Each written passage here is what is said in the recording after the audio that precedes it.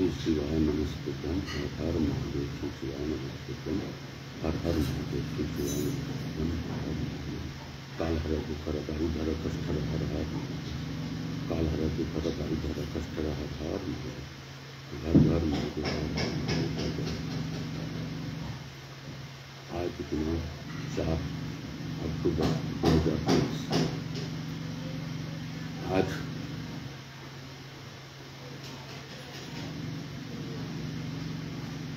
पितृपक्ष प्रारंभ का 5वां दिवस है। आज मेरा स्वास्थ्य कल से कुछ अच्छा है। ये मेरे बाबा की ही दया है और बाबा की दया को मैं धन्यवाद देता हूँ। यहाँ के स्थान देवता, वास्तु देवता, ग्रहण देवता, चौथा देवता, समस्त देवी देवता को नमन कर, अपने कुल देवी को सरस्वती माता को नमन कर, अपने गुरु आचार्य संगीत के जो महाराज सावरिया बाबा का आदेश प्राप्त कर आज कथा प्रारंभ करना। उससे पहले मैं दत्त भगवान से भी अनुरोध करता हूँ कि जो ये पितृनिमित्त महापुराण है, उस महापुराण से जो भी पितृ मुक्ति चाह रहे हैं, जिनके भी पितृ मेरे जानने वाले, पहचानने वाले, मेरे आसपास के रहने वाले, मेरे रिश्तेदार, बंधु बांधव जो भी हैं, जिसको भी अपेक्षा है कि इस श्री महापुराण से उनको मुक्ति मिले, तो उनको मुक्ति प्रदान कीजिएगा। महादेव महादेव मेरे जजमान आप मेरे दर्शक ही हैं और वो आप ही के रूप में हैं। आप ही इसको करवा लीजिए, आप ही जजमान बन इस कथा को सुन लीजिए और कल्याण को हर हर महादेव। श्री शिवाय नमस्तुभ्यं हर हर महादेव। श्री शिवाय नमस्तुभ्यं हर हर महादेव। श्री शिवाय नमस्तुभ्यं हर हर महादेव। मैं आकाश अजलिया बंसल गोत्रोत्पन्न हूँ। उमा शंकर नारायणी देवी रगड़िया का पुत्र,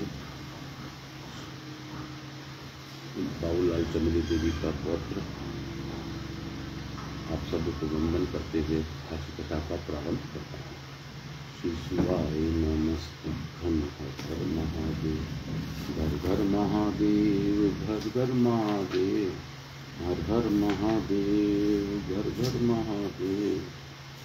श्री शिवाय नमस्तुभ्यं हर हर महादेव। आज चतुर्थ अध्याय पार्वती खंड का है। उमा देवी का दिव्य रूप में देवताओं का दर्शन देना और अवतार ग्रहण करने का आश्वासन दिया।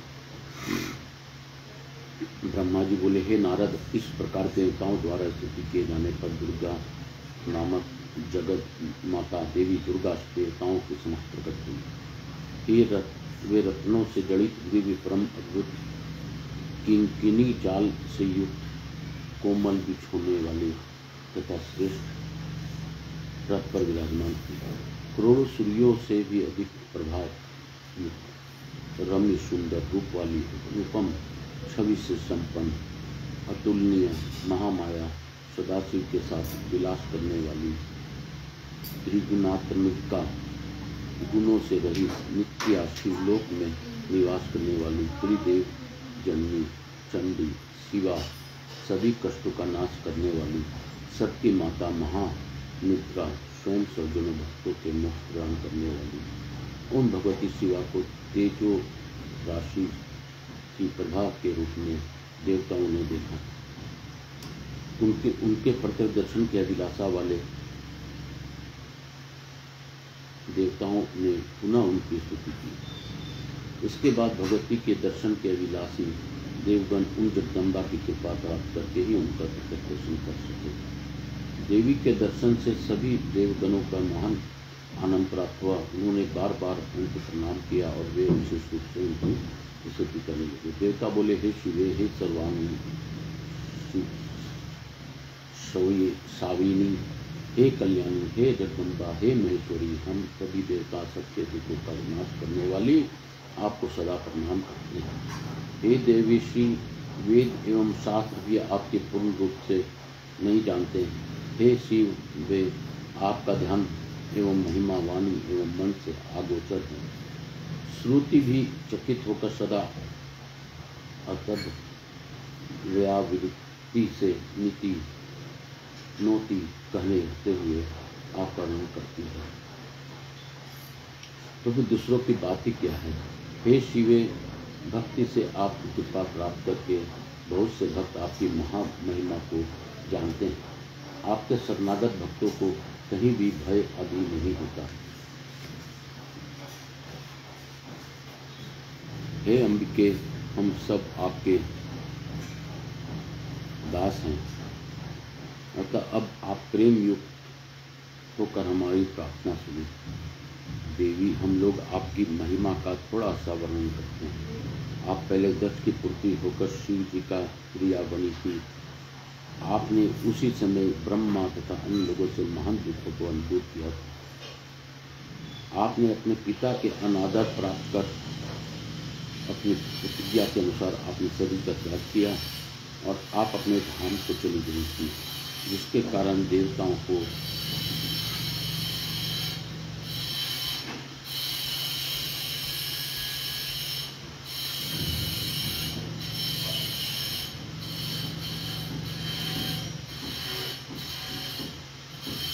आपने पिता जिसके कारण महादेवी ने दुख पाया था। किंतु हे महेश्वरी, देवताओं का अवकाश पूरा नहीं हुआ, इसलिए हम समस्त देवता मुनिगण आपके शरण में आए हुए हैं। हे महेशानी, आप देवताओं के मनोरथ को पूर्ण कीजिए, जिससे हे शिवे सनत कुमार का कहा हुआ वचन सफल हो। हे देवी, आप पृथ्वी पर अवतरित होकर पुनः शिव जी की पत्नी बने और यथा योग्य लीला करें, जिससे देवगण सुखी हो जाएं। हे देवी, कैलाश पर्वत पर स्थित भगवान शिव जी भी सुखी हो जाएं, सभी लोग सुखी हो जाएं और पूर्ण रूप से दुख का विनाश हो जाए। ब्रह्मा जी बोले, हे नारद, विष्णु आदि सब देवता यह कहकर प्रेम से मगन हो गए और वे भक्तिपूर्वक विनम्रता से सिर झुकाए मौन खड़े हो गए। शिवा भी देवताओं के स्तुति सुनकर प्रसन्न हो गई। अपने स्तुति के कारण विचार कर तथा प्रभु शिव जी का स्मरण कर भक्त वत्सला तथा दयामयी उमा देवी, विष्णु आदि उन देवताओं का संबोधित करके हंस कर कहने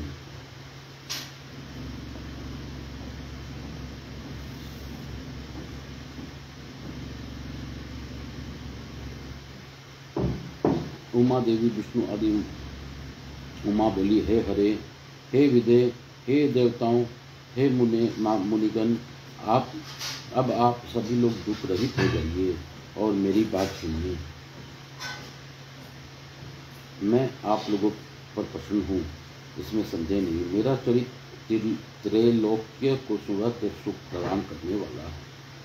दक्ष आदि को जो मोह उत्पन्न हुआ वह सब मेरे द्वारा ही किया गया था। मैं पृथ्वी पर पूर्ण अवतार ग्रहण करूंगी, इसमें संदेह नहीं है। इसमें बहुत से हेतु हैं, उन्हें मैं आदरपूर्वक कह रही हूँ। देवताओं पूर्व समय में हिमाचल और मैना ने बड़े भक्तिभाव से मुझे शक्ति शरीर धारणी की माता पिता समान सेवा की थी। इस समय भी वे नित्य प्रति मेरे भक्तिपूर्वक सेवा कर रहे हैं और मैना विशेषकर अपने पुत्री रूप में सेवा करती है, इसमें संदेह नहीं। अतः रुद्र तथा आप लोग अपने अपने धाम को जाएं, मैं हिमालय के घर में अवतार लूंगी, इसमें सभी लोगों को दुख दूर हो जाएगा। अब सब लोग अपने अपने घर जाएं और चिरकाल तक सुखी रहें। मैं मैना की पुत्री के रूप में अवतार लेकर सभी को सुख प्रदान करूंगी। यह मेरा अत्यंत गुप्त मत है कि शिव जी की पत्नी बनूंगी। भगवान शिव की लीला अद्भुत है, वह ज्ञानियों को भी मोह में डालने वाले हैं। हे देवगणों, जब से मैंने दक्ष के यज्ञ में जाकर पिता द्वारा अपना स्वामी का अनादर देखकर दक्षोत्पन्न अपने शरीर का त्याग दिया है, उसी समय से वे कालाग्नि संज्ञक स्वामी रुद्रदेव दिगंबर होकर मेरे चिंता में चल गए। मेरे रोष को देखकर अपने पिता की यज्ञ में गई हुई धर्मज्ञ सती ने मेरी प्रीति के कारण अपने शरीर के लिए। यही सोच करके वे घर छोड़कर अलौकिक वेश धारण कर योगी हो भटक गए। वे महेश्वर मेरे सती रूप का वियोग सहन नहीं कर पा रहे हैं। उन्होंने उसी समय से काम जन्य उत्तम सुख का परित्याग कर दिया है और मेरे निमित्त वेश धारण कर वे अत्यंत दुखी हो गए हैं। हे विष्णु, हे विजय, हे देवगणों, हे मुनिगणों, आप लोग महाप्रभु महेश्वर को भुवन पालनी अन्य लीला भी सुने। ज्ञानी होते हुए भी विरह के व्याकुल वे मेरी अस्थियों को माला बनाकर धारण किए रहते हैं, फिर भी उन्हें कहीं भी शांति नहीं मिलती है।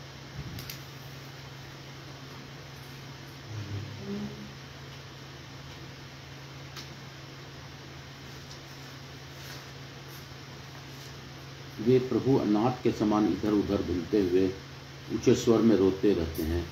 उन्हें उचित तथा अनुचित का ज्ञान भी नहीं है। इस प्रकार वे प्रभु सदाशिव कामियों की गति दिखाते हुए लीला करते फिरते हैं और कामुक की भांति विरह कुल वाणी बोलते रहते हैं। वे शिव वस्तुतः निर्विकार तथा दीनता से रहित अजित परमेश्वर परिपूर्ण स्वामी मायाधीश तथा सबके अधिपति हैं। वे तो लोक अनुसरण कर भी लीला करते हैं, अन्यथा उन्हें मोह तथा काम से प्रयोजन हो गया है। वे प्रभु न तो किसी विकार से अथवा माया से ही लिप्त रहने वाले हैं। वे सर्वव्यापी रुद्र मेरे साथ विवाह करने की प्रबल इच्छा रखते हैं, अतः मैं, हे देवगणों, मैं पृथ्वी पर मैना हिमालय के घर में अवश्य अवतार लूंगी, ग्रहण करूंगी। मैं रुद्र के संतोष के लिए लौकिक गति का आश्रय लेकर हिमालय पत्नी मैना में अवतार ग्रहण करूंगी। कठोर तपस्या करके रुद्र की भक्त तथा प्रिया होकर मैं देवताओं के कार्य करूंगी। यह सत्य है, यह सत्य है, इसमें संदेह नहीं है। आप सब लोग अपने घर जाइए और रुद्र का भजन कीजिए, उन्हीं की कृपा से समस्त दुख दूर हो जाएगा, इसमें संदेह नहीं है। उन कृपालु कृपा से सर्वदा मंगल ही होगा और मैं उनके प्रिया होने के कारण फिर लोक में वंदनीय तथा पूजनीय हो जाऊंगी। ब्रह्मा जी बोले, हे तात, इस प्रकार कहकर वे जगदम्बा देवताओं को देखते अंतर्ध्यान हो गई और शीघ्रता से अपने लोक को चली गई। तदंतर विष्णु आदि समस्त देवता और मुनिगण अत्यंत प्रसन्न होकर उस दिशा में प्रणाम करके अपने स्थान को चले गए। हे मनुष्वर, इस प्रकार मैंने दुर्गा के उत्तम चरित्र का आपसे वर्णन किया, जो सर्वदा मनुष्यों को सुख भोग तथा मोक्ष देने वाला है। जो एकाग्र होकर इस चरित्र को नित्य सुनता अथवा पढ़ता है अथवा पढ़ता है, वह सभी कामनाओं को प्राप्त कर लेता है। इति श्री महापुराणे द्वितीयाय रुद्र संहिता तृतीय प्रतिखंडे देव सांत्वनम नाम चतुर्थो अध्याय। इस प्रकार श्री महापुराण के अंतर्गत द्वितीय रुद्र संहिता के तृतीय पार्वती खंड में देव सत्व वर्णन नामक चौथा अध्याय पूर्ण। बोलो शंकर भगवान की जय, बोलो मेरे महादेव की जय, बोलो शिव काशी शिव काशी शिव काशी, जो भजे काशी काशी शिव काशी, काशी काशी शिव काशी, काशी काशी शिव काशी, जो भोले काशी काशी शिव काशी, काशी काशी शिव काशी। महादेव महादेव महादेव महादेव महादेव महादेव महादेव महादेव महादेव महादेव महादेव, हर हर महादेव।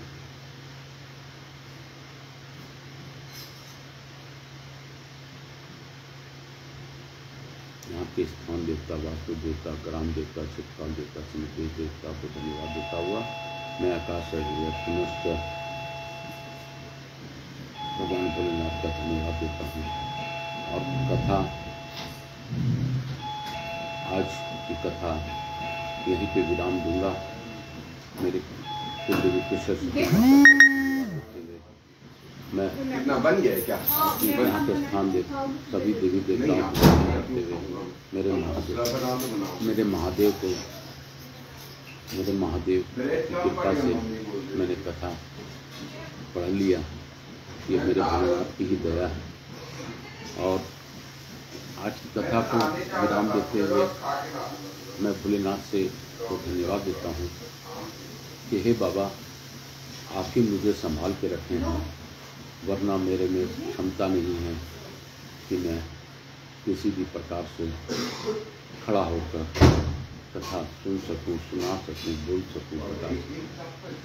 हे महादेव, मैं आपसे पुनः प्रार्थना करता हूँ। हे शंभो, मैं आपसे निवेदन करता हूँ कि जो भी इस कथा को सुने, मेरे से जुड़े लोग, मेरे को जानने वाले सभी को, जो भी भावपूर्वक इस कथा को सुने, उनकी परिवार में किसी भी प्रकार के कोई भी दिक्कत हो, उनको आगे की गति मुक्ति प्रदान कीजिए। और इस कथा का लाभ जब 71 पीढ़ी आप तारने का वचन देते हैं, तो महादेव ये सब इतना थोड़ा सा कार्य तो मेरा सब लोगों के कल्याण के लिए कर ही सकते हैं। मैं तो बस एक निमित्त मात्र हूँ महादेव, मैं निमित्त मात्र हूँ। कोई भी काम मैं तो नहीं कर सकता।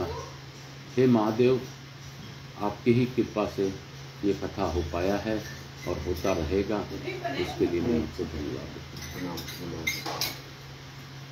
इसके साथ ही कथा को यहीं पर विराम देते हुए मैं आकाश सर्गिया बंसल के पुत्र मोहन उमा शंकर नारायणी देवी राजगढ़िया का पुत्र, बाबूलाल राजगढ़िया, समिति देवी राजगढ़िया का पुत्र, सांवरिया बाबा का शिष्य, आप सबों को धन्यवाद देते हुए इस कथा को यहीं पर विराम देता हूँ। साथ ही दत्त भगवान से का थोड़ा सा जप करते हुए आज की कथा को यहीं सुनते। दत्तात्रेय भगवान कल जो हुआ हमारे मित्रों को मुक्ति देते हैं, तो उनका जप होना अति आवश्यक है। श्री गुरुदेव दत्त, श्री गुरुदेव दत्त, श्री गुरुदेव दत्त, श्री गुरुदेव दत्त, श्री गुरुदेव दत्त, श्री गुरुदेव दत्त, श्री गुरुदेव दत्त, श्री गुरुदेव दत्त, श्री गुरुदेव दत्त, श्री गुरुदेव दत्त, श्री गुरुदेव दत्त, श्री गुरुदेव दत्त, श्री गुरुदेव दत्त, श्री गुरुदेव दत्त। दत्तात्रेय भगवान का आज जो हम लोग पितर पक्ष के निमित्त जप करते हैं, अभी के काल में 1000 नाम जप के बराबर एक नाम होता है, क्योंकि दत्त का अभी जो दत्त तत्व है वो पृथ्वी की ओर इतना आकर्षित होता है कि एक नाम इक्वल टू 1000 नाम अन्य दिनों के अच्छा कार्य करता है। तो जल्दी से हम लोग की पितरों की मुक्ति के लिए कार्य कर जाता है। तो इसलिए हम लोग को ज़्यादा से ज़्यादा दत्त भगवान का जप, क्योंकि ये भी ब्रह्मा विष्णु महेश के ही रूप हैं, इनका भी नाम ले लेना चाहिए। और महादेव का नाम तो निरंतर जपना चाहिए ही। मुझे एक प्रश्न दत्त भगवान के जप के दरमियान आया याद, चूँकि मैं विराम दे रहा था लेकिन कुछ प्रश्न याद आ गई तो मैं वो बताना चाहूँगा।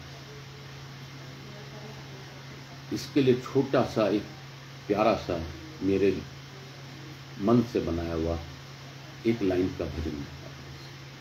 अरे रट ले जप रे भैया, लट ले जप रे बबुआ, जप का समय है अनमोल, जप का समय है अनमोल।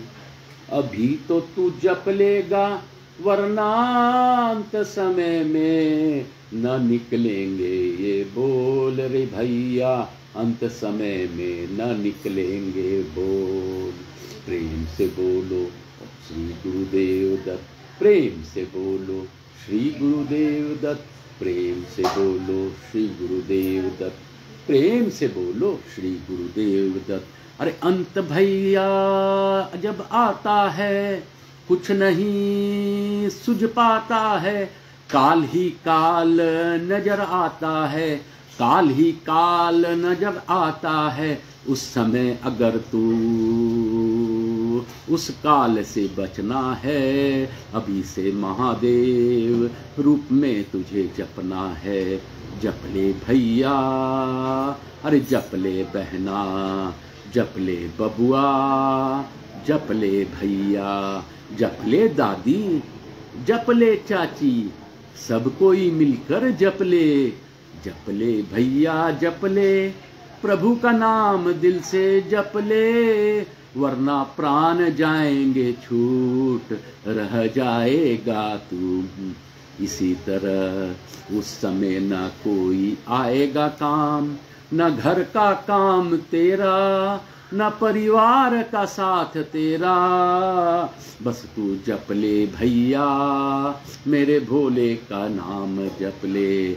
जप ले भैया, मेरे भोले का नाम जप ले। जप ले भैया, तू भोले का नाम जप ले। यह नाम ही है जो तुझको मुझसे जोड़े, जो प्रभु को तुझसे जोड़े। ये नाम ही जो है सबको एक दूसरे से जोड़े। जप ले भैया, जप ले दादी, जप ले भोले का नाम तू किसी रूप में जप ले। श्री गुरुदेव दत्त बोल ले, श्री गुरुदेव दत्त बोल ले, श्री गुरुदेव दत्त बोल ले, श्री गुरुदेव दत्त बोल ले। या श्री शिवाय नमस्तुभ्यं बोल ले, श्री शिवाय नमस्तुभ्यं बोल ले, श्री शिवाय नमस्तुभ्यं।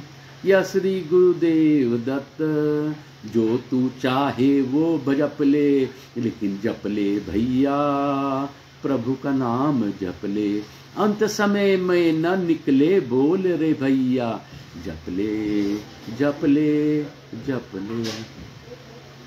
यह मैं एक सत्य घटना आपको आज इसी लाइन के बाद बताता हूँ, जो कि मेरे जीवन में ही घटित घटना है।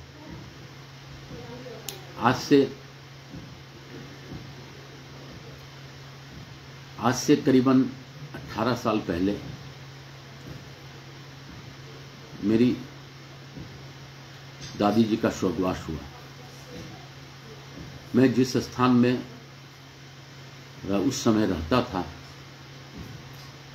वह कतरासगढ़ धनबाद है। वहाँ पर चौधरी नर्सिंग होम में मेरी दादी एडमिट थी।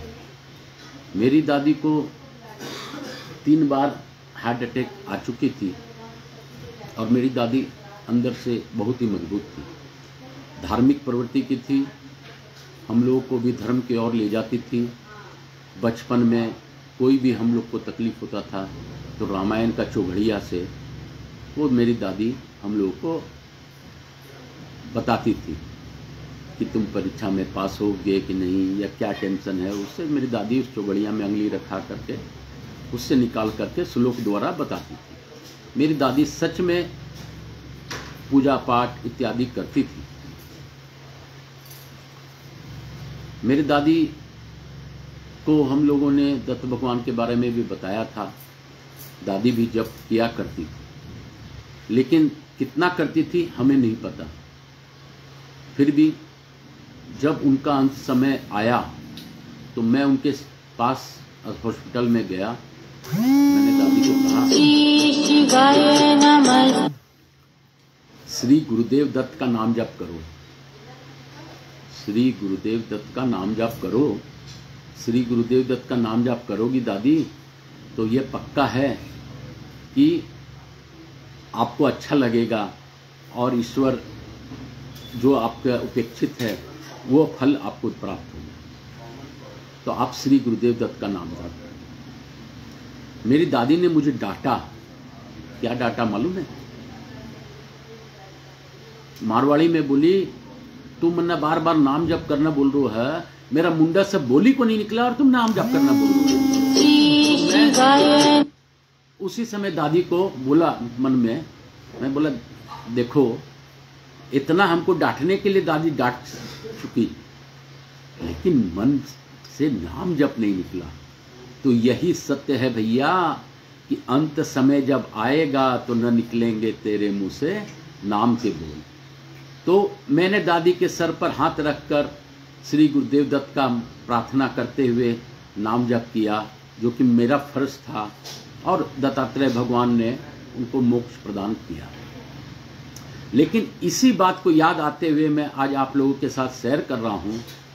तो यह सत्य है कि जीते जी तो नाम ले लो भैया, अपने मुंह से लोगे वही तुम्हारे साथ रहेगा, वही तुम्हारे खाते में रहेगा, वरना मरने के बाद तो दूसरे ही तुम्हारा नाम जपेंगे, और कितना तुम्हें मिलेगा हमें नहीं पता। इसलिए भैया जीते जी नाम का स्मरण कर लो। रटले रे भैया रटले, नाम स्मरण रटले, श्री शिवाय नमस्तुभ्यम, यह श्री गुरुदेव दत्त जपले, श्री शिवाय नमस्तुभ्यम, यह श्री गुरुदेव दत्त जपले। इसके साथ ही आज की कथा को यहीं पे विराम देते हुए आप लोगों को अपना सत्य घटना बताया हूँ। यह उतना ही सत्य है जितना कि मेरे भोलेनाथ। हर हर महादेव। श्री शिवाय नमस्तुभ्यम, श्री शिवाय नमस्तुभ्यम, श्री शिवाय नमस्तुभ्यम, श्री शिवाय नमस्तुभ्यम।